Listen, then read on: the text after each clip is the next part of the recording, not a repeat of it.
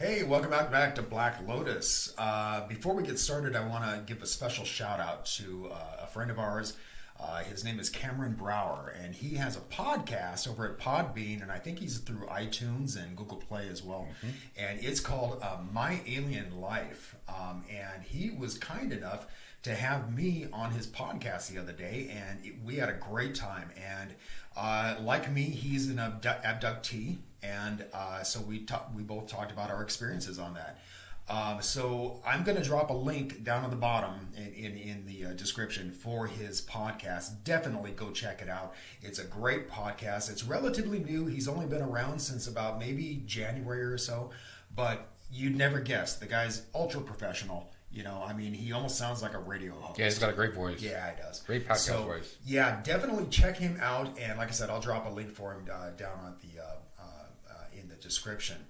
And Cameron is also a member of our group over at Facebook, which has really taken off. Yes. I mean, yeah, man. Some enjoyable conversations. Yeah, we've got some great members over there. And what I'm talking about, it's called the Black Lotus Discussion Group. If you're not already a member and you want to talk about Black Lotus related kind of weird and unusual stuff, definitely go check it out. And again, I'll drop a link for that as well in the description.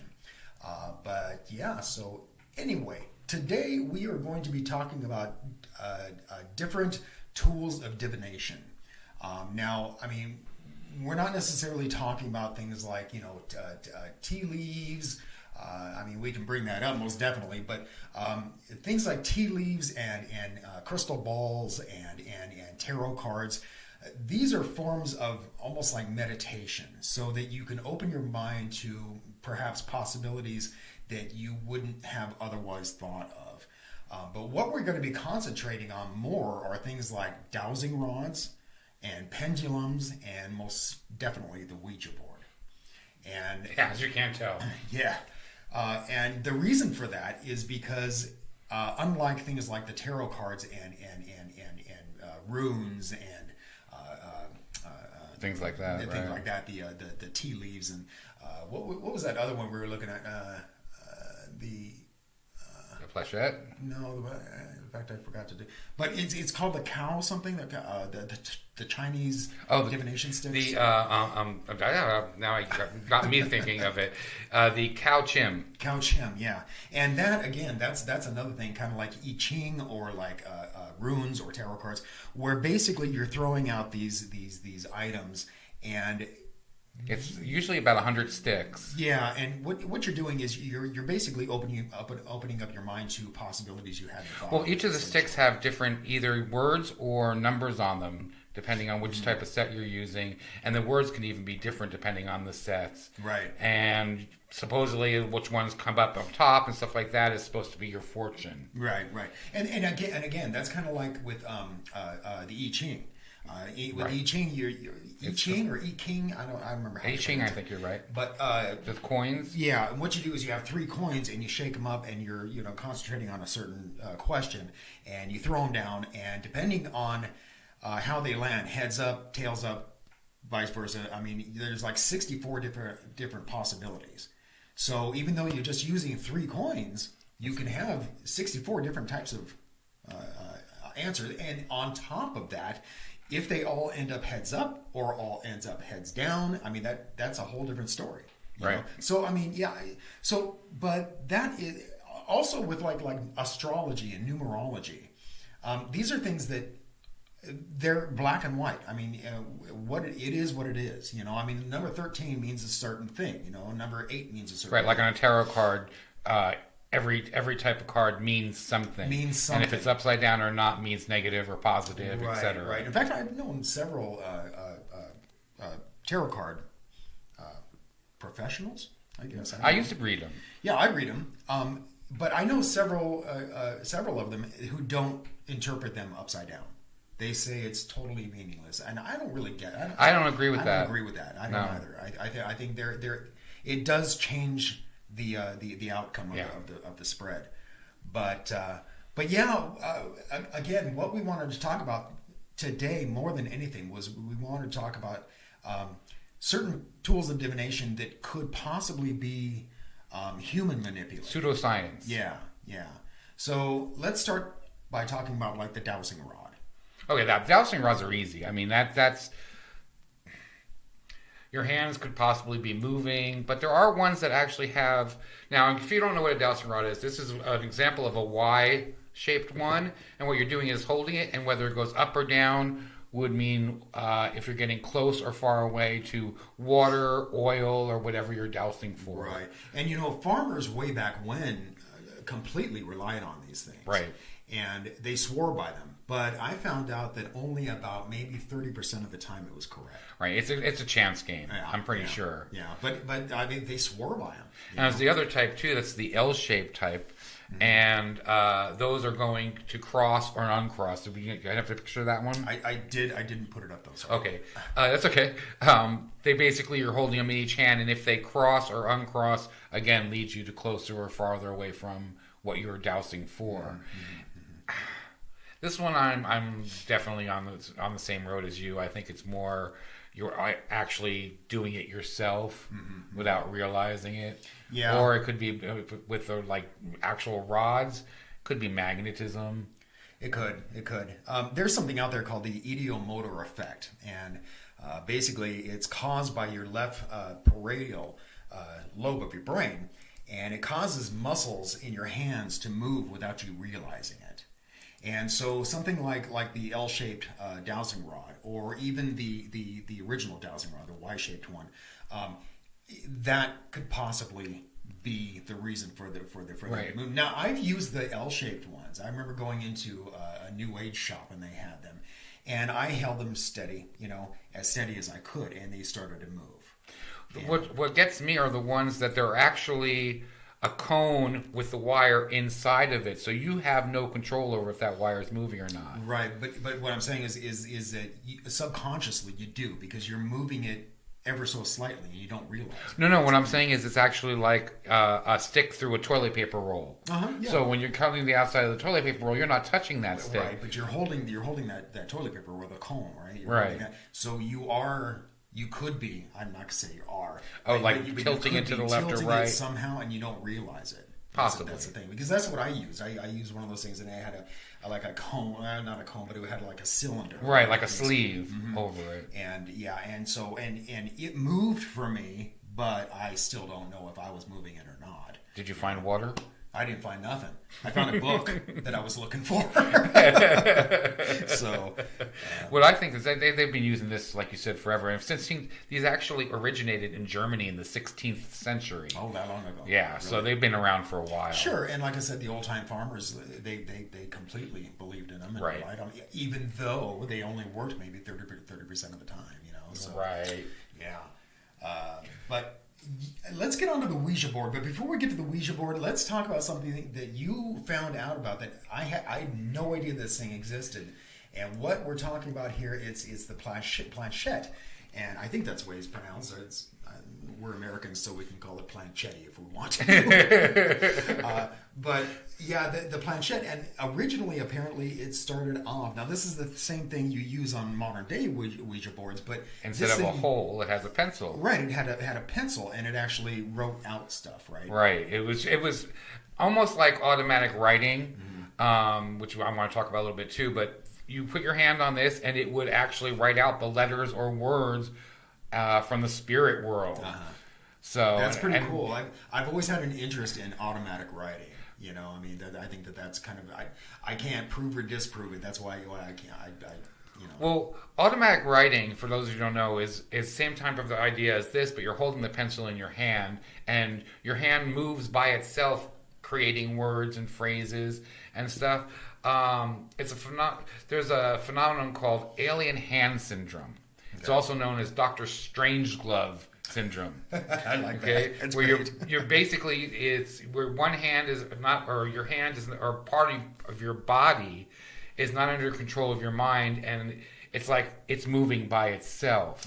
It's usually caused by neurosurgery, tumors, aneurysms, and sometimes it's even caused by a stroke. Right, I've heard that. Yeah. But these are people who are actually getting messages and words that are writing that's supposedly coming from their subconscious mind or from another world. So kind of the same idea as this Planchette. So Well, and I know that there are psychic mediums out there who channel these apparent beings from another world. Right. Sometimes aliens. In fact, I was just having a chat with Anne-Marie Ballock, our old medium friend, and she was telling me that she channeled an alien once. interesting. That's yeah. And, But yeah, this is where the Ouija board actually started. It started as one of these type of things, and then they basically put the alphabet down so you don't have to have the pencil anymore. yeah. So yeah, I think that's really interesting. I had never heard of that before, and that's kind of rare for me when I don't hear about something like that, And so I'm just kind of surprised to hear. So you learn something new every day, I guess. Of course, and that's what this whole show is about, right? That's one of the things I enjoy about doing this show is we go to do research and you go down those rabbit holes and you find things that you didn't know about a subject you like. Oh, absolutely, and yeah, like you said, we fall down a lot of rabbit holes, but So, and oftentimes we have to kind of curb ourselves from going too far into it, Well, that's when I was looking into this. I always thought that the Ouija board was a Parker Brothers game, and that was the first time that it was actually debuted. But I find out now that it actually debuted before that, and they kind of stole the idea and said they created it. And what I didn't know too is that Parker Brothers have been around so long that this board, their first Ouija boards came out in 1890. Yeah, wow, I didn't even know they were around that long. Yeah, 1890 Parker Brothers was around making Ouija boards. Wow, yeah. And now they're owned by Hasbro. Now it's owned by Hasbro, right. In 1991, William Fuld, F-U-L-D, took... Fold. Yeah. Okay, took over... See, we're English, or not we're English, we're Americans. He took it over and he reinvented the history of it. First, they were claiming that it was originally Ouija came from the actual board telling them what it's called. Okay. But then people were saying that it was actually the word yes from Germany, German and French combined together. So he kind of started taking over that idea and started going with that. Yeah. So yeah. In fact, I was talking to Ralph the other day about that. One of my pet peeves is when people call it the Ouija board. But he was telling me that because it's not written as the Ouija board, but he was telling me that originally Parker Brothers or Hasbro, one of the two, marketed it as the Ouija board. Right, when they came out in the commercials on TV, it actually says the Ouija board. Yeah. So that's why everybody calls it a Ouija board, is because that's the way it was advertised. Don't make it right. It's not grammatically correct. Well, let's bring up the subject of why we started talking about this, too. He's a non-believer. I'm a believer. I've had experiences with it, which we've talked about in a couple of shows, where I used a Ouija board and some bad things happened. And he's more of the pseudoscience frame of mind. Yeah, well, and it's because I kind of believe in the Ideomotor Effect. Now, I believe that a spirit can possess anything. It can possess this microphone, Right. Don't possess this microphone if you're around here. But a spirit can possess anything. And I've heard everybody I know and their brother has a story about, a bad story about the Ouija board. You had a bad experience with it, where you contacted a spirit, and the spirit told you not to take it to a certain party. You did, and some weird things happened at the party. Right. Now, unexplainable. Now, that could be a spirit that possessed the Ouija board, but that's not what I'm talking about. What I'm talking about is the actual functionality of the Ouija board. Because here's the thing. They recommend that you have at least 2 people to have your fingers lightly placed on the planchette. Okay. The commercial says don't use it alone. Right. Well, and they're trying to freak you out, But again, and so if you have at least 2 people, possibly 3 or 4 people, all there, you can't tell who's doing what. And even if they are claiming, hey, I'm not moving it, again, with the Ideomotor Effect, they probably are. Let me give you an example of this. I recently watched this study where this guy put down a Ouija board and had, I think it was 3 people, place their hands on the planchette. And so he started off with the first standard question, is there a spirit here? And they waited and waited, and it went around, and it went over to yes. Yes. Okay. So everybody's like, all three of them were like, what? I'm not doing that, you know. So then the guy says, Spirit, can you tell us your name? So it went around, and it ended up on P. And immediately one of the women in the group says, I knew it. It's my Uncle Paul. Well, so here's the thing.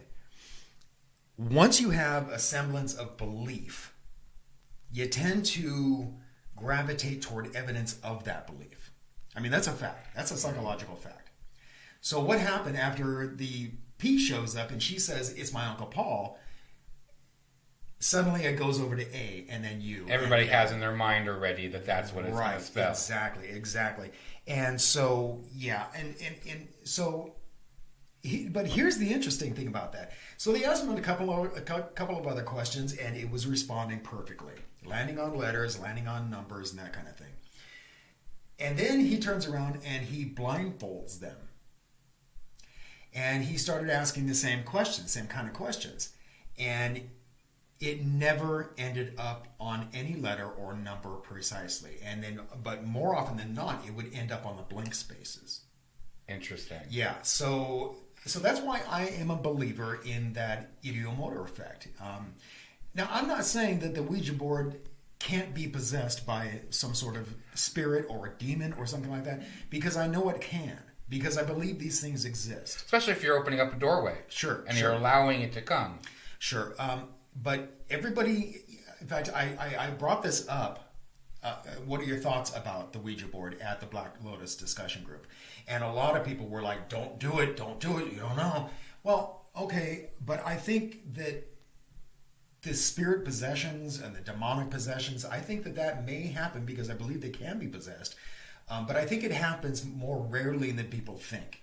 And I think more often than not, when people are using the Ouija board, it's when it works, it's due to that Ideomotor Effect. I really do. Well, I think that my board was possessed. Yeah, or, it could have. I don't doubt that. Because it was the three of us, Marcy, I, and international writer Kat Richardson, that we had on the show once when we were Pop Views, if you guys have been following us that long. We had done it, like we said, we were at school and we had done it. We were going to bring it to the party that night. And somebody had brought graveyard dust. I don't know if it was Marcy or not, but somebody brought graveyard dust, graveyard dirt. Oh, okay. Graveyard dust is one of my favorite incenses. That's where that came from. To the party also. Now, like he said, the spirit that we were supposedly talking to told us not to bring it to the party. Okay. We did, and we were getting ready to bring the board out to play with it again. And they had a covered patio, and it was in squared off sections, probably like 3 feet by 3 feet squared off sections. And all of a sudden, at one time, every single one of those sections from the walls, from the floors, all the way up to the curved ceiling that had the squared things on them also, every one of them bent forward like someone was pushing it in, like Freddy Krueger coming through a wall type thing. Mm-hmm. All at the same time with a bleak black bang. We ran outside. Of course, there's nothing there. It was a good thicker plastic, so it wasn't the wind or something like that. We have no idea what happened. Yeah. I mean, you couldn't see out the plastic. It was like the white type of plastic, so... Mm-hmm. Pretty unexplainable. Yeah, really unexplainable and stuff, and freaked us out, and it's one of those memories that doesn't leave you. Mm-hmm. And ever since that time, I don't think I've touched a Ouija board. I don't think any of us did. Yeah. I mean, I think another thing too is that if you believe that a Ouija board is possessed, it probably is, but not by a spirit or a demon, but because you believe it is. I think there's a lot of validity in believing something into existence. Yeah, and letting something come in also. Mm-hmm. Yeah. Opening doorways you shouldn't be opening. That's why you stay away from Ouija boards. Burn them in this, like I did. Well, I mean, I've even heard stories where the Ouija board has been thrown into a fire, like a fireplace, and next thing you know, it's back up in the closet. I don't know. Well, it also that or not, but they also say it screams, and that's just because it's a compressed piece of board. It's not an actual wooden board. It's a what are they like? Take basically sawdust and Oh, chips. you mean when you throw it in the fire? Right, screams? it's chipped wood, Yeah. and they press it together, and so it's basically the air releasing. Yeah, Right, yeah. it's not it screaming. It's kind of like lobsters. When you throw them in boiling water, they're not actually screaming. It's just the air being released, you know. Yeah, exactly. But let me get back to the Ideomotor Effect. Okay. Let's you and I, in fact, at home, guys, if you're watching this, maybe play along here with me. Take your hands like this and put your fingers up like this, about maybe an inch apart, okay? Now, stare at it. Now, if you notice, it's probably moving closer together. Yep. Yeah. You can't even stop it from doing it. And again, that's the left parietal lobe working, because especially with this, because your fingers want to touch. They want to touch each other. So the same thing is applied to these when you have your fingers lightly placed on the planchette. So if somebody is convinced that her Uncle Paul is here, she is probably unwittingly going to be moving it to A-U-L. Right. You know, she asked the date of his birth. It came up. So what happens if my fingers become possessed? Huh? So what happens if my fingers become possessed? Well, there you go. Your fingers are probably possessed anyway. but anyway, so yeah, I found that when I was watching this study, they were you know with the people with the Ouija board. A clinical psychologist came on and talked about this the ideomotor effect, and I've always known about the ideomotor effect, but I never knew about this little test, and I thought that test was very. It says a lot. It really does, yeah. But I still won't go near a Ouija board. No, will not have one in my house anymore. And I won't either. And it's not because I'm afraid of them. I think they're beautiful. In fact, I agree. I did a wood burning of one and sold it, and I mean, I got a buyer on that lickety split. But I just think they're beautiful. In fact, I saw somebody wood burns coffee tables. Yes, beautiful. And yeah, and I do the wood burning, and I would do one. If I did one, I'm going to agree with you. It'd probably sell very quickly. I won't even do one. Yeah. Even if someone commissioned me, I probably wouldn't do one. Yeah. I also saw somebody had a throw rug for like under a coffee table. There was a Ouija board. And I think they're cool looking. I thought you need to set up a camera that films overnight and see if your table moves around on its own. But anyway, yeah. But I want to go back to the tea leaves real quick. Mm-hmm. I thought, well, first of all, those are from Asia, Middle East, or Greece. About some here in Europe. They believe it comes from. Okay. But they used to actually read wax and lead and molten subjects instead of tea. I've done that. You drop wax drippings, cold right? Water. Yeah. But they evolved into the TV, and we'll put it up for 1 second. Sure. This is supposed to be a dog and a bird on the sides of the cups. Okay. I don't see it. Well, no, the bird a little bit probably maybe not. But you have to understand, this is kind of like scrying into a crystal ball. You see different things, and what you see may not be what the diviner sees. That's what I wanted to get into. So, and that was my point about all of that kind of stuff. Those kind of tools is that it's all in the mind. It's almost like dream interpretation. You know, I mean, you can find, say, websites or books out there that tell you what a dog means in your dream. That's not necessarily so, because it depends on your feelings about a dog. Right, You may love dogs, and somebody the else content hates of them. it. Exactly. So, how is that dog in your dream? Is it angry? Is it happy? Is it right. sad? So when this diviner, this tea leaf reader, sees a dog, this dog. Now let's say I was doing it for you, and I don't feel this way, but let's say that's the case, and you love dogs. I know you love dogs, and let's say I can't stand dogs, and they freak me out. Now I'm not going to tell you that I see a dog, but I see a dog, and I'm going to go, you know what? You're suffering from some serious anxiety right now. Right. It's your interpretation of it. Right. Now, if I told you that I got that from seeing a dog, you'd go, but I love dogs. Right. So, I mean, it has everything to do with the... You're more agree that scrying then might be more truthful or more of a real thing than... Well, truthful, real. The reason I kind of subscribe to using things like tarot cards, scrying, and that kind of thing is because of the fact that like you said about the tarot cards, each card means a certain thing, you know. And so if you have the Ace of Cups, if I'm throwing down and I threw down the Ace of Cups in a certain position, I would say, okay, well, I mean, your life is in abundance right now, but in conjunction with other cards that may come up, let's say the Hanged Man came up at the same time, your life is in abundance, but be careful because it could lead to something disastrous. You may have to sacrifice something in order to make your life abundant. Again, it all depends on what comes up with what everything. Exactly. So it's a way of opening up your mind to, like I said, other possibilities that you may not have thought of. I don't read for other people. I have, but I tend to read only for myself these days. In fact, I don't even read at all anymore. I got rid of my tarot cards long ago. In high school, I used to read a lot for other people.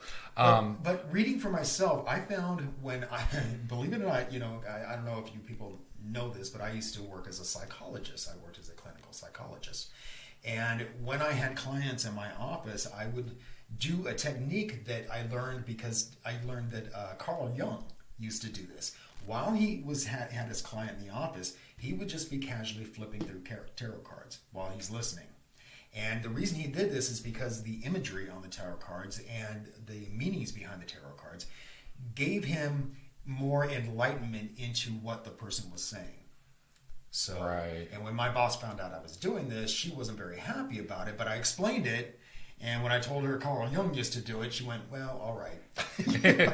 Well, that's the other thing, too. A lot of people don't understand what the cards mean. Right. And especially like death. Death is not a scary card necessarily. No, not necessarily. It just means change. Right. Yeah. An end of one era into another era. It doesn't mean that your body is going to die or your soul is gone. It could. Well, it could. But again, it's most 99% of the time, no. It most likely means you're going to get, you're ending one job and going to start another or something to that effect. Mm-hmm. So we brought up Anne Marie. That was another show that I thought was very interesting. It was reading bumps and reading. She read feet, toes in particular. And there's people who read bumps on skulls and birthmarks and all that type of things. And that's just, and again, I think that's more of the interpretation of it. Sure. See, and that's the difference between that and things like the Ouija board or dowsing rods. Those things are not human manipulated. You're working off of your own psyche and what things mean to you, basically. I mean, and like her toe readings, and like you mentioned, the bumps on the head, the phrenology. That is, that's pretty cut and clear. In fact, that almost goes along the lines of like astrology and numerology. It's black and white. If this is this, it's that. Right. There's no imagery involved with it like there is with tarot cards or with scrying and that kind of thing. So so there are different types of divination out there, and I tend to believe more in the ones that where you interpret it through your psyche and through your own brain, rather than the ones that could possibly be human manipulated. I'm a huge believer in astrology and numerology. I used to do numerology, and I found that 95% of the time it was correct. Both of them. So well, she got me pretty good on the toe readings. Mm-hmm. Yeah. Almost, I would say probably about 90% hit on mine. Yeah. Interesting show if you get a chance to watch it. Yeah, in fact, I'll throw up a card here and so you can click on it and take a look at it. But anyway, what do you say? We all get out of here? Sounds good. All right, we are out of here. So, folks, again, check out My Alien Life podcast by Cameron Brower over at Podbean and iTunes and Google Play, I believe. And a great podcast. And what I'll do is I'll put the link actually to the podcast that I was on, and then you can click over and follow him over there. And also don't forget about our discussion group at Black Lotus. If you're into this stuff, and I think you are if you're watching, definitely come over and join us. And we are a great bunch of people. We don't have trolls like so many Facebook groups do. We're very strict about that kind of thing. But if you want to come over and talk about anything from ghosts to UFOs to aliens to cryptids, whatever. In a place where you're not going to get made fun of for saying that you've seen a UFO. Yeah. We have a lot of people there who are, we have a few experts there. We have Jeff Campbell. He's an expert on cryptids as well as the paranormal. We have Gavin Lee Davies, who is a paranormal investigator. We have Laura Lee, who we recently had on the show, whose house is demonically possessed and haunted by spirits. And because of that, she's kind of become an expert on all this stuff. And so we are, a great bunch of people. So if you're having problems, come over and make a post and say, hey, I've got this going on in my house. What do you guys think? And somebody's going to answer you and offer you helpful advice. They're not going to just make fun of you. Like, a lot of these groups we're into there. Ghost groups and alien groups. There's so many trolls there that just want to. It's not fun anymore. Be jerks about it. Somebody.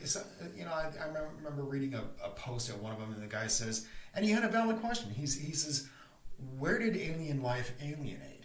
And you had so many responses of people like, oh, they alienated, they originated in Uranus, that kind of crap. It's just.